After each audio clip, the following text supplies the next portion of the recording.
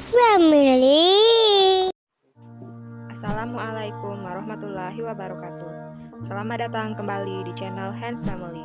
Di video kali ini, Hands Family akan memberikan tutorial cara membuat bunga poni dari kain flanel. Sebelum mengikuti langkah-langkahnya, jangan lupa klik tombol subscribe. Terima kasih. Yang kita butuhkan adalah lem tembak, tisu, kawat besi untuk tangkai, selotip hijau, gunting, kain flanel ukuran 2x18 cm untuk bagian tengah bunga, ukuran 4x4 cm untuk kelopak bunga buat sebanyak 12 lembar, ukuran 5x5 cm untuk kelopak daun, ukuran 8x4 cm untuk daun, ukuran 7x3 cm untuk daun.